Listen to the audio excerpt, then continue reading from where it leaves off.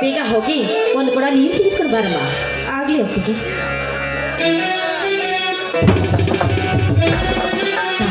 ಜಗಮ್ಮ, ನಿನ್ನನ್ನು ಎಷ್ಟು ಹೊಗಳಿ ಕೊಂಡಾಡಿದ್ರು ಕೂಡ ಕಡಿಮೆನೇ ತಾಯಿ. ದುಷ್ಟರ ಸಂಹಾರ ಮಾಡಿ ಶಿಷ್ಟರ ರಕ್ಷಣೆ ಮಾಡೋ ಮಹಾ ತಾಯಿ ನಿನ್ನಮ್ಮ.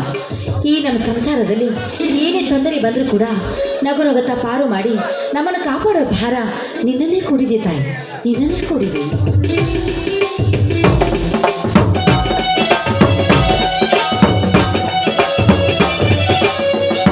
ಸೀತಾ, ಒಬ್ಬಳೆ ನಿಂತು ಏನೋ ವಿಚಾರ ಮಾಡುವಂತೆ ಕಾಣುತ್ತಿದೆಯಲ್ಲ?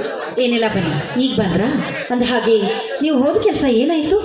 ಯಾಕೆ ಯಾಕೆ ಈ ರೀತಿ ಮುಖವನ್ನು ಸಪ್ಪಗೆ ಮಾಡಿದ್ದೀರ? ಆ ಸಾಹುಕಾರ ನಿಮಗೇನಾದರೂ ಅಂದನ? ಹೇಳಿ, ಏನಾಯ್ತು ಅಂತ ಹೇಳಿ. ಸೀತಾ, ನಾನು ಮುಖ ಸಪ್ಪಗೆ ಮಾಡಿಕೊಂಡು ಬರೋದಾದ್ರೆ ಎಲ್ಲಿ? ಆ ಶ್ರೀಮಂತರು ಖಂಡಿತವಾಗಿ ಹೇಳಿಬಿಟ್ಟರು ಸೀತಾ, ಖಂಡಿತವಾಗಿ ಹೇಳಿಬಿಟ್ಟರು. ಏನಂತ? ನಮ್ಮ ತಂದೆ ಮಾಡಿದ ಸಾಲ ಇನ್ನೂ 2 ಲಕ್ಷ ಐತಿ ಅಂತ ಹೇಳ್ತಾರ. ಅದು ನನಗೊಂದು ತಿಳಿದಂತಾಗಿದೆ ಸೀತಾ, ನನಗೊಂದು ತಿಳಿದಂತಾಗಿದೆ. ಇತ್ತ ನೋಡಿದರೆ ನನ್ನ ತಂಗಿ ಶಿಲ್ಪಾಳಿ ಮದುವೆ ಚಿಂತೆ, ಇತ್ತ ನೋಡಿದರೆ ಕಲಿತು ಕೂತ ನನ್ನ ತಮ್ಮ ಲಕ್ಷ್ಮಣ ಚಿಂತೆ. ನನಗೊಂದು ತಿಳಿದಂತಾಗಿದೆ ಸೀತಾ, ನನಗೊಂದು ತಿಳಿದಂತಾಗಿದೆ. ಮಾಡಿದ ಸಾರನ ಚಿತ್ತ ಮಾಡಿದ್ದೀನಿ ಅಂತ ನೀವೇ ಹೇಳಿದ್ರಿ. ಸಮಾಧಾನ ತಂದುಕೊಳ್ಳಿ, ಎಲ್ಲದಕ್ಕೂ ಆ ದೇವರು ಇದ್ದಾರೆ. ದೇವರು ಹೇಳಿದ್ದಾನೆ ಸೀತಾ, ನಿನ್ನ ದೇವರು ನಮ್ಮಂತ ಬಡವರ ಪಾಲಿಗೆ ಇಲ್ಲ ಸೀತಾ. ದೇವರು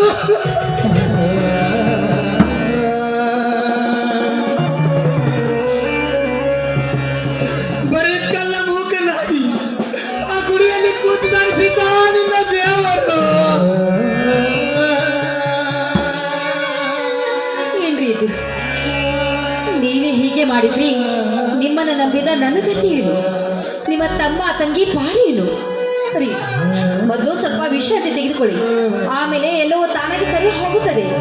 ವಿಶ್ರಾಂತಿ ಎಲ್ಲಿ ಸೀತಾ ನಿನ್ನ ವಿಶ್ರಾಂತಿ? ಆ ಸಕ್ಕಿನ ಶ್ರೀಮಂತರ ಸ್ಥಾನ ತೀರಿಸುವುದು ನನಗೆ ವಿಶ್ರಾಂತಿ ಇಲ್ಲ ಸೀತಾ, ಇಲ್ಲ. ಆ ಸಕ್ಕಿನ ಶ್ರೀಮಂತರ ಮಾತು ನನ್ನ ಹೃದಯದಲ್ಲಿ ಒಂದೊಂದು ಚುಚ್ಚಿದಂತಾಗುತ್ತದೆ ಸೀತಾ. ಆ ಶ್ರೀಮಂತರ ಸ್ಥಾನ ತೀರಿಸುವುದು ನನಗೆ ವಿಶ್ರಾಂತಿ ಇಲ್ಲ ಸೀತಾ, ವಿಶ್ರಾಂತಿ ಇಲ್ಲ.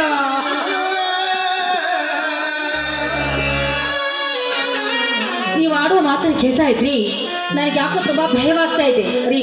ಮೊದಲು ಸ್ವಲ್ಪ ಶಾಂತರಾಗಿ.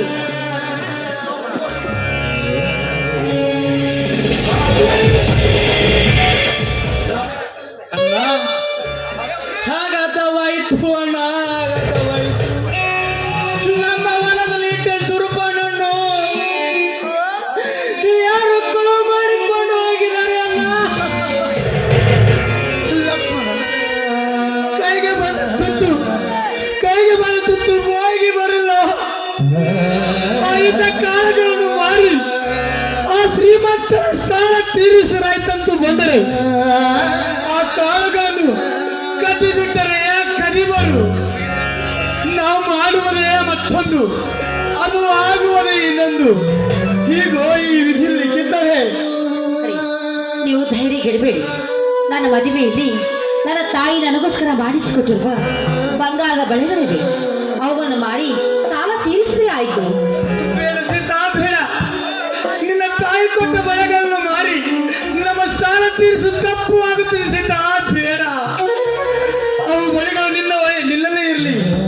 ಬೇಡ ರೀ, ನಿಮ್ಮ ಪ್ರೀತಿ ವಾಸ್ತವ್ಯಕ್ಕಿಂತ ನನಗೆ ಬಂಗಾರದ ಬಳೆಗಳೇ ಹೆಚ್ಚಲ್ಲ. ಯಾಕಂದ್ರೆ ನಮಗೆ ಕಷ್ಟ ಕಾಲ ಬಂದಾಗ ಈ ಬಂಗಾರವನ್ನು ಇಟ್ಟುಕೊಂಡು ಲಾಭ ಏನಿದೆ? ಅದರದೇ ಕಾಲ ಹೀಗೆ ಇರುವುದಿಲ್ಲ. ಮುಂದೆ ಒಂದು ದಿನ ಒಳ್ಳೆ ಕಾಲ ಬಂದ್ರೆ ಮತ್ತೆ ಮಾಡಿಸಿಕೊಂಡ್ರೆ ಆಯ್ತು. ಬೇಡ ಸೀತಾ, ಬೇಡ. ಇಂಥ 1 ಎಕರೆ ಹೊಲವನ್ನು ಮಾರಿ ಆ ಶ್ರೀಮಂತರ ಸಾಲ ತೀರಿಸೋದಾಯ್ತು ಸೀತಾ, ಸೀತಾ. ಬೇಡಣ್ಣ, ಬೇಡ. ಆ ಹಿರಿಯರ ಕಾಲದಿಂದ ಬಂದ ಆಸ್ತಿಯನ್ನು ಮಾರುವುದು ಬೇಡಣ್ಣ. ನನ್ನ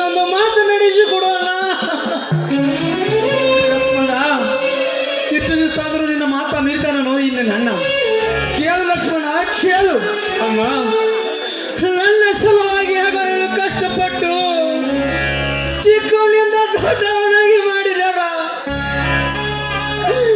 ನಾನು ಕಲಿತ ಪ್ರತಿಫಲಕ್ಕೆ ತಾಯಿ ಅಮ್ಮ ಈಶ್ವರಿ ಒಂದು ನೌಕರಿಯನ್ನು ಕರುಣಿಸಲಿಲ್ಲ.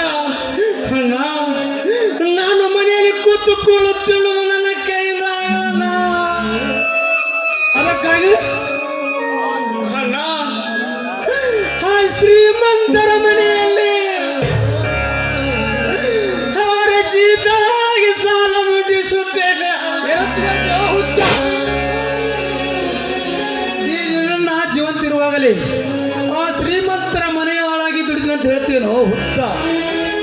ಅಣ್ಣ ಇದರ ಏನು ತಪ್ಪಿದೆ ಅಣ್ಣ? ನಾನು ಮನೆಯಲ್ಲಿ ಕೂತುಕೊಳ್ಳುತ್ತೇನೋ ನನ್ನ ಕೈಯಿಂದ ಆಗಲ್ಲ. ನಾನು ನಿನ್ನನ್ನು ದುಡಿಯಲಿಕ್ಕೆ ಕಳಿಸಬೇಕಾಗಿದ್ರೆ ನಿನ್ನನ್ನು ಎಂದೋ ದುಡಿಯಲಿಕ್ಕೆ ಕಳಿಸಿದ್ದೆ.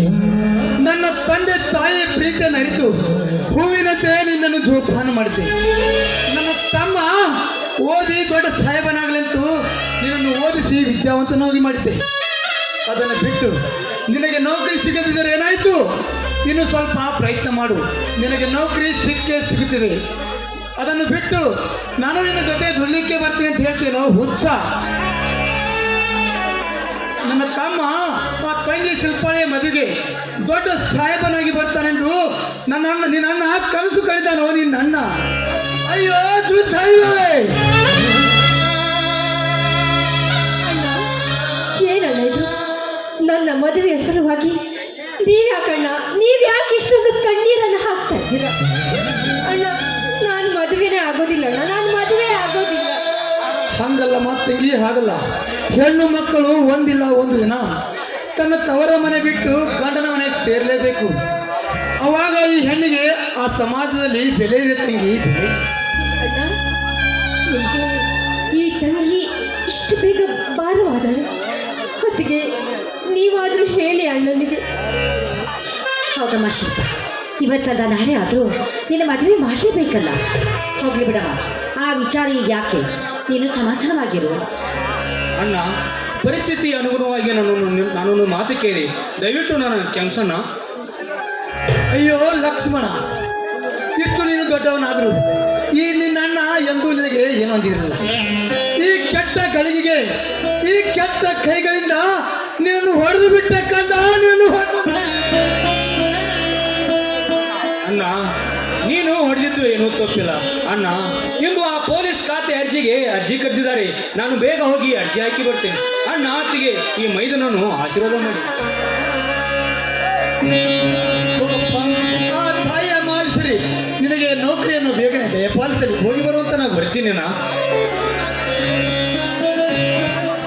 ಶಿಲ್ಪ ನಡೆಯಮ್ಮ, ನಾಳೆ ಬೆಳಿಗ್ಗೆ ಬೇಗ ಎದ್ದು ದೇವಸ್ಥಾನಕ್ಕೆ ಹೋಗ್ಬೇಕು. ಬಾರಮ್ಮ ಒಳಗಡೆ. ರೀ ನಡೀರಿ.